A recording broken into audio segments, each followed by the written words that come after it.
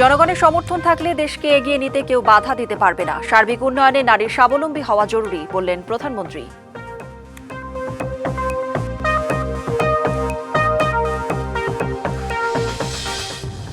আজও রাজধানীর বিভিন্ন স্থানে জলাবদ্ধতা, দীর্ঘ যানজট আর বাহন সংকট, নাগরিক সঙ্গী ভোগান্তি।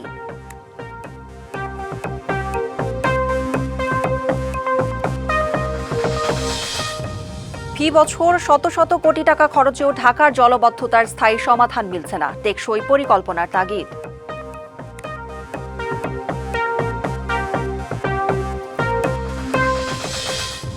দেশের বিভিন্ন স্থান থেকে নামতে শুরু করেছে বন্যার পানি, ভেসে উঠছে ক্ষতচিহ্ন, ত্রাণের অপেক্ষা চট্টগ্রাম অঞ্চলের বানভাসীদের। জনগণের সমর্থন যতক্ষণ আছে ততক্ষণ দেশকে এগিয়ে নিতে বিএনপি কোনো বাধা মানবে না। বরিশালের গৌরনদীতে ফ্যামিলি কার্ড বিতরণ কর্মসূচিতে কথা বলেন প্রধানমন্ত্রী তারেক রহমান। পরিবেশ সুরক্ষায় বৃক্ষরোপণ এবং পরিচ্ছন্নতা অভিযানে সবাইকে এগিয়ে আসার আহ্বান জানান সরকার প্রধান। বলেন, সার্বিক উন্নয়নে নারীর স্বাবলম্বী হওয়া জরুরি। স্নাতক পর্যন্ত অবৈতনিক করা হবে মেয়েদের পড়াশোনা। রূপসী বাংলার এক অনন্য রূপ ধরা দিয়েছে দক্ষিণের জনপদ বরিশাল জুড়ে। শহরের বুক চিরে ৩০ গোডাউন এলাকার সাগরদী খালের পাড়ে বৃক্ষরোপণ কর্মসূচির উদ্বোধনী আয়োজনে যখন প্রধানমন্ত্রী এলেন তখন বেলা প্রায় ২:৩০। উদ্বোধনী বক্তব্যে প্রধানমন্ত্রী ৭১-এর মুক্তিযুদ্ধ ও জুলাই আন্দোলনের প্রসঙ্গ টেনে ঐক্যবদ্ধভাবে দেশ গড়ার আহ্বান জানান। মুক্তিযুদ্ধ যখন হয়েছিল, ধর্ম নির্বিশেষে সকল মানুষ মিলে, ধর্ম বর্ণ নির্বিশেষে সকল মানুষ মিলে আমরা যুদ্ধ করে দেশ স্বাধীন করেছিলাম। সকল শ্রেণী পেশার মানুষ রাজপথে নেমে এসে স্বৈরাচারকে এই দেশ থেকে হটিয়েছে। তার মানে আমরা সকলে মিলে যদি কাঁধে কাঁধ রেখে দেশের জন্য, মানুষের জন্য যে কাজগুলো ভালো সেই কাজগুলো যদি আমরা করি তাহলে সকলে মিলে উপকৃত হয়। পরে খালপাড়ে নারিকেল গাছের চারা রোপণ করেন সরকার প্রধান। এর আগে আষাঢ়ের বৃষ্টি মাথায় নিয়ে বরিশালের পথে পথে মানুষের ভালোবাসায় সিক্ত হন প্রধানমন্ত্রী তারেক রহমান। প্রধানমন্ত্রী হবার পর প্রথম বরিশাল সফরে গৌরনদীর বাটাজোর ইউনিয়নে পৌঁছে নতুন খনন করা শরিকল বাটাজোর খালপাড়ে গাছের চারা রোপণ করেন তারেক রহমান। এ সময় প্রধানমন্ত্রী বলেন, পরিবেশের ভারসাম্য রক্ষায় পরিচ্ছন্নতা অভিযানে সবাইকে এগিয়ে আসতে হবে। এই যে কখনো বৃষ্টি বেশি হচ্ছে, কখনো বৃষ্টি হচ্ছেই না, প্রায় এই যে আবহাওয়ার এই বিষয়টা, সমস্যার কষ্টটা যদি কমিয়ে আনতে হয় আমাদেরকে সারা দেশে অনেক গাছ লাগাতে হবে। আমরা অনেকগুলো কর্মসূচির পাশাপাশি আমাদের এই কর্মসূচিটাকেও সারা দেশে আমরা এই কর্মসূচিটা চালু রাখতে চাই। পরে বাটাজোর সরকারি প্রাথমিক বিদ্যালয় মাঠে ফ্যামিলি কার্ডের উপকারভোগীদের সাথে মতবিনিময়ে অংশ নেন সরকার প্রধান। এ সময় তিনি বলেন, নারীকে স্বাবলম্বী করতে না পারলে দেশের উন্নয়ন অসম্ভব। বিএনপির সকল রাজনৈতিক ক্ষমতার উৎস জনগণ। যতক্ষণ বিএনপির পাশে জনগণ থাকবে, বিএনপি কোনো বাধা মানবে না। বিএনপি দেশকে ইনশাল্লাহ সামনের দিকে এগিয়ে নিয়ে যাবে। তবে আগামী ৫ বছরে ধীরে ধীরে সকল পরিবারের কাছে আমরা যাওয়ার চেষ্টা করব ইনশাল্লাহ। নারীদের শিক্ষা ব্যবস্থা আমরা স্নাতক পর্যন্ত বা ডিগ্রি পর্যন্ত, আমরা স্নাতক পর্যন্ত, অনার্স পর্যন্ত আমরা ফ্রি করব। শরিকল বাটাজোর খালপাড়ে একযোগে রোপণ করা হয় ২৫০০ গাছ। গত কয়েকদিনের দুর্যোগপ্রবণ এই পরিস্থিতির জন্য জলবায়ু পরিবর্তনকেই কারণ বললেন প্রধানমন্ত্রী, যে কারণে গাছ লাগানোকে তিনি সর্বোচ্চ গুরুত্ব দিলেন। একই সঙ্গে তার রাজনৈতিক বক্তব্যে তুলে ধরলেন সকল ক্ষমতার উৎস জনগণ। নির্বাচনী সকল প্রতিশ্রুতি বাস্তবায়নে তার সরকার বদ্ধপরিকর। সব মিলিয়ে সকলের সহযোগিতা নিয়েই সুখী সমৃদ্ধ আগামীর বাংলাদেশ গড়তে চান সরকার প্রধান। Anwar Hossain, DBC news, Gournadi, Barishal. বরিশালের বাবুগঞ্জে সেনাবাহিনীর গ্রীষ্মকালীন প্রশিক্ষণ মহড়া পরিদর্শন করেছেন প্রধানমন্ত্রী তারেক রহমান। বেলা 11:30টায় বাবুগঞ্জ উপজেলার পূর্ব রহমতপুর এলাকায় সেনাবাহিনীর গ্রীষ্মকালীন প্রশিক্ষণ মহড়া স্থলে পৌঁছান প্রধানমন্ত্রী। দুর্গম ও ঘন জঙ্গলে সেনা সদস্যদের সাহসী কার্যক্রম পর্যবেক্ষণ করেন তিনি। পরে দায়িত্বপ্রাপ্ত সেনা কর্মকর্তারা তাদের কৌশলগত নানা প্রস্তুতির কথা জানান সরকার প্রধানকে। এ সময় জঙ্গলের ভেতরে দায়িত্ব পালনরত সেনা সদস্যদের নিষ্ঠা এবং পেশাদারত্বের সঙ্গে দায়িত্ব পালনে উৎসাহ দেন প্রধানমন্ত্রী তারেক রহমান। জলাবদ্ধতায় আজও জনদুর্ভোগ রাজধানীতে। এখনও তলিয়ে আছে অনেক সড়ক, অলিগলি ও নিচু এলাকা। কয়েকটি গুরুত্বপূর্ণ সড়কে যান চলাচল করছে ধীর গতিতে। এতে যানজটের ভোগান্তিতে নগরবাসী। বৃহস্পতিবার থেকে ঢাকাসহ সারা দেশে অতি ভারী বর্ষণের আভাস দিয়েছে আবহাওয়া অফিস। টানা বর্ষণে ডুবে আছে রাজধানীর অলিগলি থেকে সড়ক। পানি এড়িয়ে ধীরগতিতে যানবাহন চলাচল করায় সৃষ্টি হচ্ছে দীর্ঘ যানজটের সীমাহীন ভোগান্তিতে নগরবাসী। বাড্ডা থেকে এইদিকে ঢুকছিলাম বেলি রোড তো ঢুকতেই পারি নাই, পুরো আধা ঘন্টা লাগছে বেলি রোডে ঢুকতে। এখানেই আমি দাঁড়ায় আছি 15 মিনিটের মতো, এক সিগনালে। অন্য কোনো গাড়ি যাচ্ছে, আমাদের গাড়ি যাচ্ছে না। রিকশা, সিএনজি, অটোরিকশা কম, সেই সাথে গুনতে হচ্ছে দ্বিগুণ 3 গুণ ভাড়া। যাতায়াতে চরম দুর্ভোগে কর্মজীবী মানুষ। বৃষ্টি হওয়ার কারণে এটা যানজটটা দেখা যাচ্ছে। এলিভেটেড দিয়ে আসছে, এলিভেটেডের উপরেও জ্যাম। স্কুল কলেজগামী শিক্ষার্থী অভিভাবকদের পড়তে হয় বিপাকে। জলাবদ্ধতায় বিভিন্ন রাস্তায় বিকল হয়ে থাকা যানবাহন বাড়িয়ে দিচ্ছে ভোগান্তির মাত্রা। 2 ঘন্টার উপরে লাগছে বনশ্রীতে এদিকে আসছে ইউটার্ন নিতে, পানি জমে মেরেছে তো এই কারণে জ্যামটা বেশি। আবহাওয়া অধিদপ্তর বলছে রবিবার সকাল 6টা থেকে সোমবার সকাল 9টা পর্যন্ত ঢাকায় বৃষ্টিপাত রেকর্ড করা হয়েছে 110 মিলিমিটার। 15ই জুলাই পর্যন্ত কম থাকলেও বাড়বে পরদিন থেকে। ঢাকায় গত 27 ঘন্টায় সবচেয়ে বেশি বৃষ্টিপাত রেকর্ড করা হয়েছে। এবারও অনেক জায়গায় ভারী থেকে অতি ভারী বৃষ্টিপাত রেকর্ড করা হয়েছে। শুধু এই জুলাই মাসেই নয়, বাংলাদেশের জুলাই মাসে অতীতের বহু রেকর্ড রয়েছে। গতকাল সকাল 6টা থেকে আজকের সকাল 9টা পর্যন্ত এই 27 ঘন্টায় 110 মিলিমিটার বৃষ্টিপাত রেকর্ড করা হয়। বর্ষায় এই জলাবদ্ধতা নিরসনে দ্রুত পদক্ষেপ না নিলে সাধারণ মানুষের ভোগান্তি বাড়তেই থাকবে। তাই এখনই যথাযথ পদক্ষেপ চান নগরবাসী। Humaira Faruki, DBC news, Dhaka. বৃষ্টি থামলেও এখনও রাজধানীর বিভিন্ন সড়কে জমে আছে পানি। এতে ভোগান্তি পোহাতে হচ্ছে নগরবাসীকে। এ বিষয়ে জানাতে শাহজাদপুর এলাকা থেকে সরাসরি যুক্ত হচ্ছেন সহকর্মী সানি আহমেদ। সানি, আমরা যেমনটা বলছিলাম যে বৃষ্টি থামলেও রাজধানীর বিভিন্ন স্থানে এখনও জলাবদ্ধতা, রাস্তায় দীর্ঘ যানজট এবং বাহনের সংকট। আপনি যেখানে আছেন সেখানে এখন কি অবস্থা জানাবেন? এই 7 ঘন্টা বৃষ্টি, 6 থেকে 7 ঘন্টা বৃষ্টি থেমে গেলেও কিন্তু এই যে শাহজাহাদপুর গুলশান যে লিংক রোডটি রয়েছে সেইখানটায় উপচে পড়ে পানি প্রভাবিত হচ্ছে, যার ফলে রাস্তায় ধস দেখা দিয়েছে, সাধারণ মানুষের যাতায়াতে বিঘ্ন ঘটছে এবং একই সাথে এখানে যে উপচে পড়া পানি, অর্থাৎ যে লেকটির শাহজাহাদপুর লেক রয়েছে, সেই শাহজাহাদপুর লেকের যে বনানী পর্যন্ত যে অংশটি রয়েছে সেই অংশটিতে এখনও পানিতে টইটুম্বুর, অর্থাৎ যে লেকের যে ধারণ ক্ষমতা সেই ধারণ ক্ষমতার থেকে পানি বেশি হয়, উপচে পড়ে সেটি পার্শ্ববর্তী যে লেকটি রয়েছে সেখানে উপচে পড়ে রাস্তায় পানি যাচ্ছে, এখনও যাচ্ছে। সে প্রভাব একটু আগেই ঠিক উত্তরের জেলা প্রশাসক এখানে পরিদর্শন, সিটি কর্পোরেশনের যে প্রশাসক রয়েছেন তিনি একটু আগে পরিদর্শন করেছেন। তিনি এলাকাবাসীকে আশ্বস্ত করেছিলেন এবং গণমাধ্যম কর্মীদেরকে জানিয়েছেন যে অতি শীঘ্রই যে সব জায়গাগুলো এরকম ঝুঁকিপূর্ণ রয়েছে এবং যে ক্ষতিগ্রস্ত হয়েছে সেগুলোই যখন পানি থেমে যাবে তখনই কিন্তু তারা এই কাজগুলো সম্পাদন করবেন। একই সাথে যদি জানাই যে সাধারণ মানুষ যারা, দুই পাশের মানুষ যারা রয়েছেন, যারা এখান থেকে পথযাত্রী রয়েছেন, বিশেষ করে স্কুল পড়ুয়া, যে পাশেই একটি স্কুল রয়েছে, সেই সব বাচ্চাদের কিন্তু ভিজে যেতে দেখেছি এবং তাদের সাথে কথা বলেছি। তারা বলছেন যে তারা এই যে তাদের যে পরীক্ষা ছিল সেই পরীক্ষায় প্রায় 8-9 ঘন্টা ধরে যে দীর্ঘ যে সময়, সেই সময় তারা ভিজে অবস্থায় ছিল এবং একই সাথে এই অল্প একটু রাস্তা পার হতেই কিন্তু রিকশায় 2 গুণ থেকে 3 গুণ, কখনো কখনো 4 গুণ ভাড়ারও অভিযোগ করেছে এই পথ ধরে যারা যাচ্ছিলেন। এবং একই সাথে আপনাকে যদি জানাই করি যে এখনও আকাশ মেঘলা অবস্থায় রয়েছে, হয়তো যদি বৃষ্টি না থামে এরকম হয়তো আর খুব বেশি সময় লাগবে না এই পানিটি চলে যেতে। তো এই ছিল আমার কাছে সর্বশেষ। সানি, ধন্যবাদ আপনাকে। ঢাকার 2 সিটি কর্পোরেশন প্রতি বছর জলাবদ্ধতা নিরসনে মোটা অঙ্কের বরাদ্দ, নানামুখী প্রকল্প গ্রহণ করলেও বাস্তবে এর ফলাফল প্রায় শূন্য। উন্নয়ন প্রকল্পের নামে বছরে 200 থেকে 300 কোটি টাকা খরচ হলেও ভারী বৃষ্টিতে তলিয়ে যায় রাজধানীর বিভিন্ন এলাকা। ভুক্তভোগীরা বলছেন, শুধু কাগজে কলমে নয়, জলাবদ্ধতা নিরসনে নিতে হবে টেকসই পদক্ষেপ। তিলোত্তমা ঢাকা নগরীর দীর্ঘদিনের চেনা অসুখ, আর এই অসুখ সারাতে প্রতি বছর 2 সিটি কর্পোরেশনের যে উদ্যোগ তা যেন শুধুই শুভঙ্করের ফাঁকি।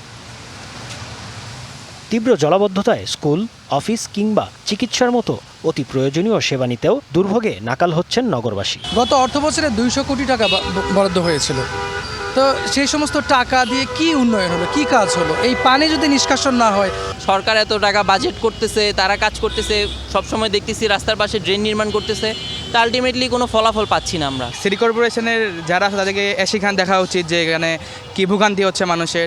জানা গেছে জলাবদ্ধতা নিরসনে সমন্বিত পরিকল্পনা হাতে নিয়েছে দুই সিটি। IWM ও বিশ্বব্যাংকের সহায়তায় হবে মোক্ষম এই পরিকল্পনা, যে পরিকল্পনায় ড্রেন, খাল, আউটলেট ও পাম্পিং স্টেশনকে আনা হবে এক ছাতার নিচে। দক্ষিণ সিটির প্রশাসক জানালেন, পানি নিষ্কাশনে ঢাকার জলাধার পুনর্খনন, শীতলক্ষা ও বুড়িগঙ্গায় সংযোগ স্থাপন সহ বেশ কিছু কর্মপরিকল্পনা রয়েছে। তাৎক্ষণিকভাবে যেটা চেষ্টা করেছে যে কয়েকটা মোবাইল পাম্প সংগ্রহ করেছে। নিউ মার্কেট এই অঞ্চলের পানিগুলো সরার জন্য একটা বিকল্প ওয়ে আউট আমরা ব্যবস্থা করার জন্য অলরেডি আমরা কার্যকর দিকে যাচ্ছি। আরেকটা যেটা ওল্ড টাউনের যে পানিগুলো জমে থাকে সেটার আরেকটা বিকল্প ব্যবস্থা করতে হবে, কারণ এখানে পুরনো ড্রেনেজ ব্যবস্থাগুলো একেবারে ধসে গেছে। প্রশাসনের উদ্যোগের পাশাপাশি জলাবদ্ধতার দুর্ভোগ কমাতে সবাইকে একসাথে কাজ করার আহ্বান তার। জাকারিয়া খান, ডিবিসি নিউজ, ঢাকা। ঢাকার জলাবদ্ধতা উত্তরাধিকার সূত্রে মিলেছে বলে মন্তব্য করেছেন ঢাকা দক্ষিণ সিটি কর্পোরেশনের প্রশাসক আব্দুল সালাম। বলেন, পলিথিনের ব্যবহার রোধ করা না গেলে এই সংকট থেকে মুক্তি পাওয়া কঠিন। সোমবার নগর ভবনে ঢাকা নগরী প্রতিষ্ঠার 416 বছর উপলক্ষে ঢাকা উৎসব আয়োজনের প্রস্তুতি নিয়ে ব্রিফিংয়ে এসব কথা বলেন প্রশাসক। জানান, আগামী 1 আগস্ট থেকে 7 দিন ব্যাপী ঢাকা উৎসব আয়োজন করা হবে। লালবাগ কেল্লায় উৎসবের মূল অনুষ্ঠানে প্রধান অতিথি থাকবেন প্রধানমন্ত্রী তারেক রহমান। এছাড়া বর্ণাঢ্য এই উৎসবকে ঘিরে আহসান মঞ্জিল সহ ঐতিহ্যবাহী স্থাপনাগুলো সাজানো হবে বলে জানান তিনি। আমরা যেহেতু নিচে আছি, উপরের পানিগুলো যখন পার্শ্ববর্তী দেশ থেকে চলে আসে তখন এই দেশের বন্যার সৃষ্টি হয়। যে বৃষ্টির যে পানিগুলো যেটা আসবে সেটা যদি দ্রুত সময়ে আমরা সরাতে পারি, সেটার জন্য আমরা মোবাইল পাম্প ব্যবহার করছি। আমরা চেষ্টা করছি যে 33টা স্পট আছে যেখানে বৃষ্টি হলে পানি জমে যায়, সেই পানিগুলোকে দ্রুত সময় নিষ্কাশনের জন্য আমরা ব্যবস্থা গ্রহণ করেছি। বর্ষণের মাত্রা কমলেও দুর্ভোগ কমেনি চট্টগ্রাম, কক্সবাজার ও পার্বত্য এলাকার বন্যা দুর্গতদের। পানি কমার সাথে সাথে ক্রমেই স্পষ্ট হচ্ছে বন্যার ক্ষত। ভেঙে গেছে সড়ক, ভেসে গেছে পুকুরের মাছ, নষ্ট হয়েছে ধানের বীজতলা এবং সবজির ক্ষেত। এখনও পানিবন্দী কয়েক লাখ মানুষ। সরকারি বেসরকারি নানা উদ্যোগে ত্রাণ বিতরণ চললেও অভিযোগ রয়েছে সমন্বয়হীনতার। টানা 8 দিনের ভারী বর্ষণের পর কিছুটা উন্নতি হচ্ছে চট্টগ্রামের বন্যা পরিস্থিতির। দুর্গত এলাকাগুলো থেকে নামতে শুরু করেছে পানি। সাঙ্গুর পানিতে প্লাবিত চট্টগ্রামের বাঁশখালী, সাতকানিয়া, চন্দনাইশের দুর্গত এলাকার আশ্রয় কেন্দ্র থেকে নিজ বাড়িতে ফিরতে শুরু করেছে বন্যার্তরা। কোথায় জায়গায় যেতে পারতেছি না, আছি ঘরের মধ্যে, রোডঘাটও ভেঙে গেছে। প্রতি বছর বর্ষা হলে আমাদের এই আতঙ্কিত অবস্থায় থাকতে হয়, জীবনযাপন করতে হয়। বৃষ্টি কমে আসায় কক্সবাজার সদর, রামু, ঈদগাঁও, উখিয়া, টেকনাফ ও চকরিয়ার বন্যা পরিস্থিতিরও উন্নতি হয়েছে। তবে পেকুয়া ও মাতামুহুরীর নির্মাঞ্চলের মানুষ এখনো পানিবন্দী। পানি কমলেও দুর্ভোগ কমেনি এখনো। স্থানে স্থানে ভেসে উঠছে ক্ষতচিহ্ন। সংকট দেখা দিয়েছে খাবার ও সুপেয় পানির। পর্যাপ্ত নয় সরকারি ত্রাণ। বেসরকারি উদ্যোগে যেটুকু দেয়া হচ্ছে সেখানেও সমন্বয়হীনতা। এদিকে বর্ষণের মাত্রা কমে আসায় বান্দরবানে কমতে শুরু করেছে সাঙ্গু নদীর পানি। খাগড়াছড়িতে বন্যা দুর্গত এলাকার পানি নামতে শুরু করলেও দীঘিনালা উপজেলার নিম্নাঞ্চল এখনো প্লাবিত। অনেক ক্ষতি হয়েছে, ছোট ছেলে মেয়ে নিয়ে অনেক কষ্ট পাইতেছি। আমরা বিজেপি ক্যাম্পের থেকে আমরা ত্রাণ পাইছি, আমরা ধন্যবাদ, খুশি হয়েছি। জেলায় অন্তত 1000 হেক্টর জমির আমন বীজতলা ও আউশ ধানের চারা এবং বিভিন্ন ধরনের সবজির ক্ষেত ক্ষতিগ্রস্ত হয়েছে। ভেসে গেছে পুকুরের মাছ, ক্ষতিগ্রস্ত অভ্যন্তরীণ ও গ্রামীণ সড়ক।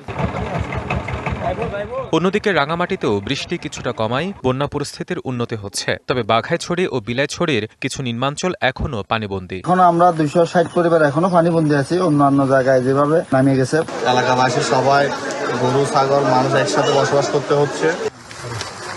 দুর্গত এলাকায় সরকারিভাবে ত্রাণ বিতরণ করা হলেও তা প্রয়োজনের তুলনায় অপ্রতুল। ক্ষতিগ্রস্ত এলাকায় সেনাবাহিনী, প্রশাসন, জেলা পরিষদ, বিজিবি, রেড ক্রিসেন্ট ও রাজনৈতিক দলের পক্ষ থেকে ত্রাণ তৎপরতা অব্যাহত আছে। হিমাদ্রি রাহা, ডিবিসি নিউজ ডেস্ক। বন্যায় জনদুর্ভোগের আরও খবর জানাতে চট্টগ্রামের সাতকানিয়া থেকে সরাসরি যুক্ত হচ্ছেন সহকর্মী আরিফুল ইসলাম। আরিফ, আপনি তো গত কয়েকদিন ধরেই চট্টগ্রামের সাতকানিয়া কাভার করছেন। পথঘাট একদম তলিয়ে আছে, আমরা দেখেছিলাম। বন্যা পরিস্থিতি যখন হয় তখন তো আসলে পানিবাহিত রোগের সংখ্যা বেড়ে যায়। তো যারা অসুস্থ রয়েছেন বা হাসপাতালে যেতে পারছে না, তাদের বিষয়ে আসলে পদক্ষেপ কি নিয়েছে প্রশাসন, সব মিলিয়ে জানতে চাই। এখন পর্যন্ত সেই ধরনের পদক্ষেপ আমরা কিন্তু দেখিনি। প্রশাসন বলেন বা স্বেচ্ছাসেবী যারা আছেন, যারা এই বিষয় নিয়ে কাজ করেন, সেই যে নজরদারি সেটা কিন্তু আমরা দেখিনি। উল্লেখযোগ্য আসলে ওই ধরনের ঘটনাও আমাদের চোখে পড়েনি। তবে একটি বিষয় জানিয়ে রাখি যে পানিবাহিত যে রোগের কথা বলছেন, সেটা যে ওষুধ সামগ্রী যে ব্যবহার করা পদ্ধতি বা নিয়ে যাওয়া, যারা দুর্গত অবস্থায় আছে বা তারা যারা ভোগান্তিতে পড়েছেন বা যারা কষ্টে আছেন, যারা ঘরবন্দি আছেন, পানিবন্দি আছেন, তাদের কাছে যে নিয়ে যাওয়ার যে বিষয়টা সেটা আসলে খুবই কম, খুবই নগণ্য তাদের কাছে ওষুধ পৌঁছে যাচ্ছে। সেটা আসলে তারাও বারবার বলছিলেন, যারা পানিবন্দী মানুষ তারা কিন্তু বারবার বলছিলেন যে এখন যেহেতু পানিটা কিছু অংশ কমেছে, আজকে সারাদিন আপনি জানেন করে চট্টগ্রামে এখন পর্যন্ত আমরা বৃষ্টি দেখা পাইনি, আপনার রোদও উঠেছে, আকাশও পরিষ্কার হয়ে যাচ্ছে। তো দেখা যাবে যে তারাই নিজেরাই বলছেন যে আজকে রাতের মধ্যে পানি অনেক অংশে কমে যাবে, ঘর থেকে নেমে যাবে। সেই বিষয়গুলো কিন্তু তারা তুলে ধরেছেন, যেহেতু বৃষ্টি হচ্ছে না। আরেকটি বিষয় যেটা হচ্ছে যে তারা এটাও বলছেন যে পানিবাহিত রোগের কারণে তাদের যে ছোট ছোট বাচ্চারা আসলে সব থেকে বিপাকে পড়েছেন, এবং কি তারা দাবিও করছেন প্রশাসকের পক্ষ থেকে বা যারা দায়িত্বে আছেন সরকারি, যারা এই বিষয়ে কাজ করে থাকেন, তাদেরকে আসলে জোর দাবি জানিয়েছেন যে তাদের হাতের কাছে যাতে করে ওষুধটা পৌঁছে যায়। এই বিষয়টা আসলে নজর দেওয়ার আহ্বান বা দাবি জানিয়েছেন সরকারের কাছে। তো সবকিছু মিলে আমরা এর আগেও সাতকানিয়ার সকাল থেকেই আমরা ঘুরে দেখেছি, প্রত্যেকটা জায়গাতে কিন্তু পানি নেমে গেছে, এবং কি এই পানি নামার কারণে যে পানিবাহিত রোগ সেটা কিন্তু আশঙ্কা করছেন, এবং কি শুধুমাত্র যে আমি সরকারের কথা বলবো তা কিন্তু না। এখানে বিভিন্ন বেসরকারি যারা কাজ করে থাকেন, উদ্যোক্তা যারা, রেড ক্রিসেন্ট থেকে শুরু করে আরো অন্যান্য যারা আছে, তারাও কিন্তু মূলত এই ত্রাণ সামগ্রীর পাশাপাশি কিছু যে প্রাথমিক যে ওষুধ, সেই ওষুধ সামগ্রীগুলো কিন্তু নিয়ে যাচ্ছেন, কিন্তু সেটাও যথেষ্ট না। কারণ হচ্ছে আপনি রেড ক্রিসেন্টের সদস্যরা কিন্তু সব জায়গায় যেতে পারতেছে না, একেবারেই যে ভেতরে প্রবেশ করে যাবার যে বিষয়টা, সেটার কিন্তু আসলে পরিচিতির একটা বিষয় থাকে, রাস্তাঘাট চেনার একটা বিষয় থাকে। যারা আসলে সামনে পাচ্ছে, কিছু দূর যাওয়ার পরে যারা বলছেন, ডাকছেন যে ত্রাণ নিয়ে যাচ্ছেন, আমাদের এদিকে চলে আসেন, তাদের কাছে কিন্তু পৌঁছাচ্ছে। কিন্তু আসলে যে সমন্বয়হীনতার যে একটা অভাব, সেটা কিন্তু আমরা দেখেছি ত্রাণ বা ওষুধ নিয়ে। তো সেক্ষেত্রে বলা যায় যে এই এখন যেহেতু পানি নামা শুরু করেছে, এখন পানিবাহিত রোগের প্রকোপ বেড়ে যাবে। তো সেক্ষেত্রে অবশ্যই ওষুধের একটি যে বিষয় সেটা কিন্তু চলে আসে, এবং কি হাসপাতালে ভর্তি করা বা সবকিছু মিলেই তারা রাস্তা যেহেতু পানির উপরে, পানির নিচে যেহেতু রাস্তা, সেই ক্ষেত্রে কিন্তু তাদের যাওয়ার কোনো উপায় নেই। তাই ডাক্তার, ছোট ছোট যে ডাক্তারের যে পরামর্শ, সেই পরামর্শগুলো যাতে করে তাদের কাছে দিয়ে যায় বা প্রাথমিক কোনো চিকিৎসা পেতে পারেন, সেই বিষয়টাই কিন্তু তারা খুব করে বলছিলেন। তো সবকিছু বলা যায় যে আসলে আজকে সূর্য উঠেছে, সেই সূর্যের দেখা মিলেই কিন্তু সবাই কিছুটা হলেও স্বস্তি মিলেছে।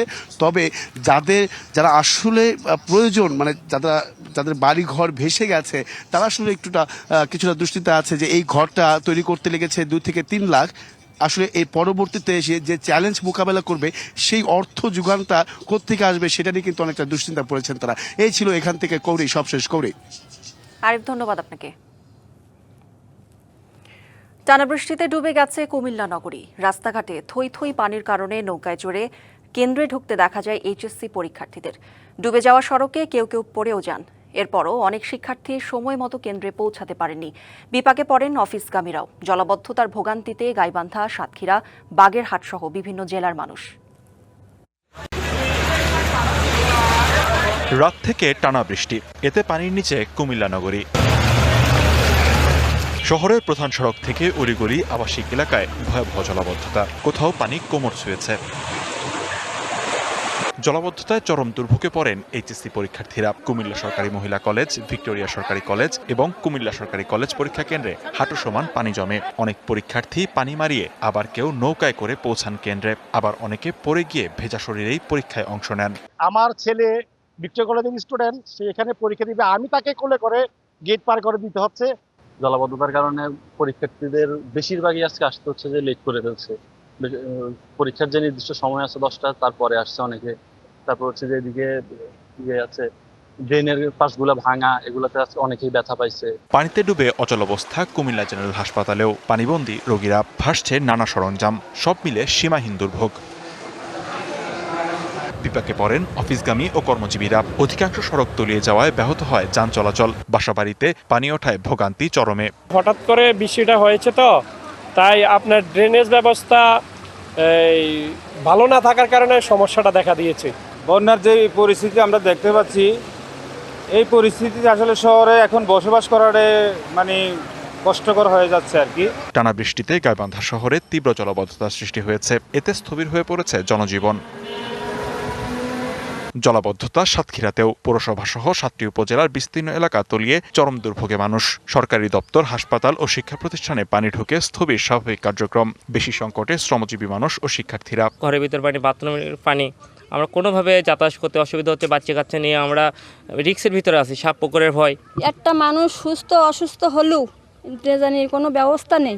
সরকার যদি আমাদের একটু সাহায্য করতো তা ভালো হতো, আমরা খুব বিপদের মধ্যে আছি। বাগেরহাটের নিম্নাঞ্চলে সড়ক, অলিগলি ও আবাসিক এলাকায় জলাবদ্ধতার সৃষ্টি হয়েছে। 4-5 দিন ধরে এই অবস্থা। তারপরে আমরা রান্না খাওয়া টোটালি বন্ধ। 5-6 দিন হয়েছে স্কুলে যেতে পারি না। দিনভর বৃষ্টি সিলেটেও। জলাবদ্ধতা না থাকলেও আছে দুর্ভোগ। পানি উন্নয়ন বোর্ড জানিয়েছে, ভারতের মেঘালয়ে ভারী বৃষ্টি অব্যাহত থাকায় সিলেটের নদীর পানি বাড়ছে। লিখনকান্তি ভৌমিক, ডিবিসি নিউজ ডেস্ক। টানা বৃষ্টির প্রভাবে রাজধানীর বাজারে পণ্য সরবরাহে দেখা দিয়েছে ঘাটতি। বিক্রেতারা বলছেন, আলু, পেঁয়াজ ও কাঁচা বাজারে সবজির সরবরাহ অর্ধেকে নেমেছে। তাতে দাম বেড়েছে এসব পণ্যের। সবজির দাম কেজি প্রতি 5 থেকে 10 টাকা বেড়েছে।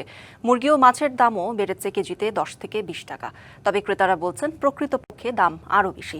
জানান, কেজিতে 20 থেকে 30 টাকা বেড়েছে প্রতিটি পণ্যের দাম। বৃষ্টির কারণে বাজারে ক্রেতার উপস্থিতি কমে যাওয়ায় বিক্রিতে পড়েছে ভাটা।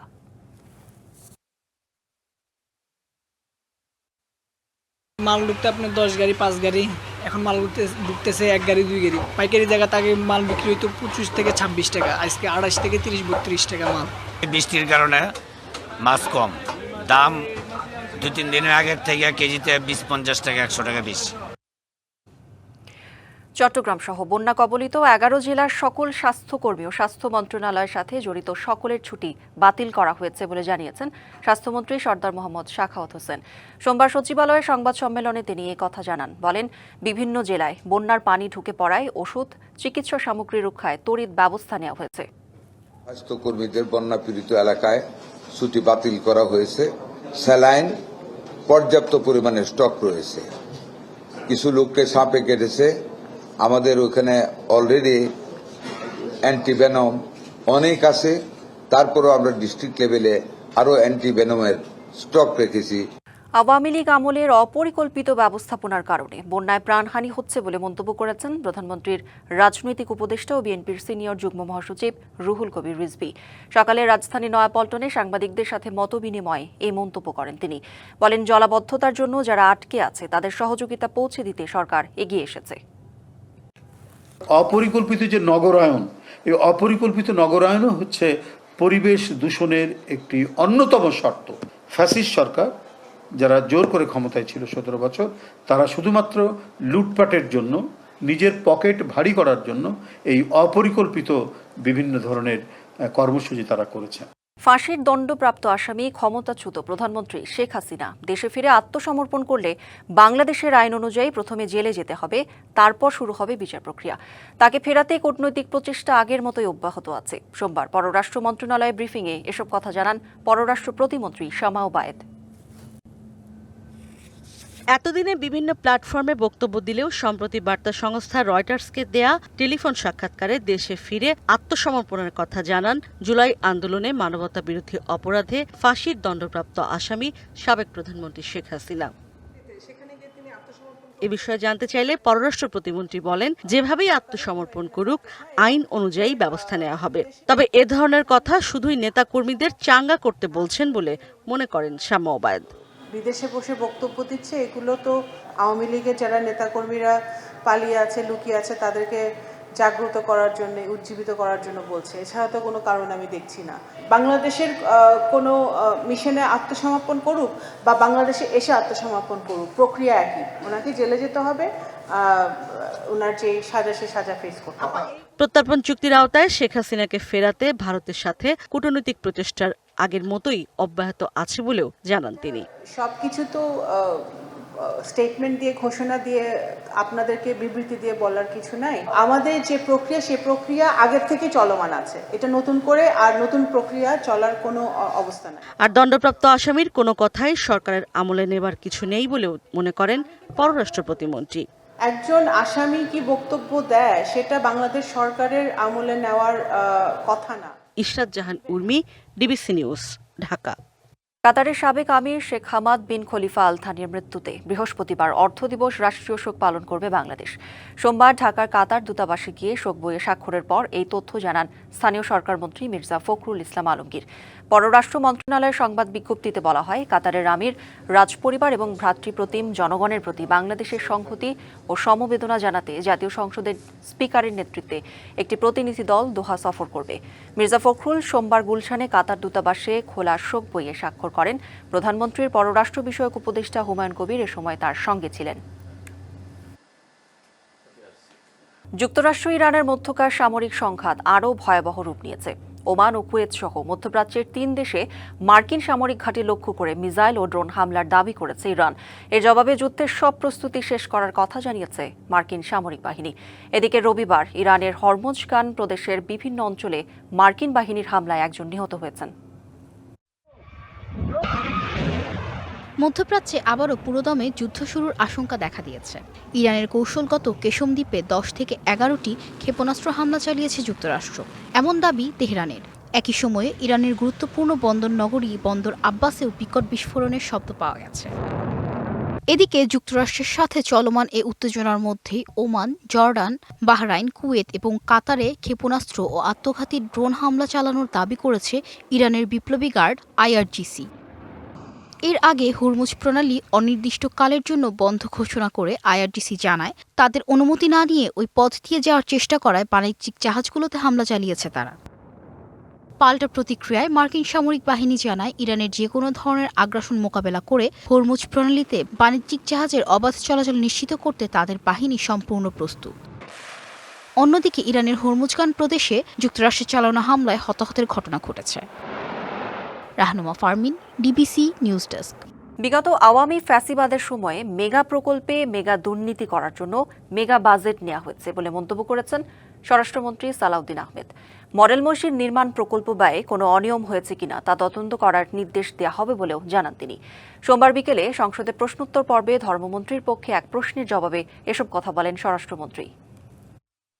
বিগত আওয়ামী ফ্যাসিবাদী সরকারের সময়ে অর্থ লোপাটের বিভিন্ন প্রকল্প নেওয়া হয়েছে। ইসলামের নামে, মসজিদের নামে তারা যা করেছে সেটা অত্যন্ত গর্হিত কাজ।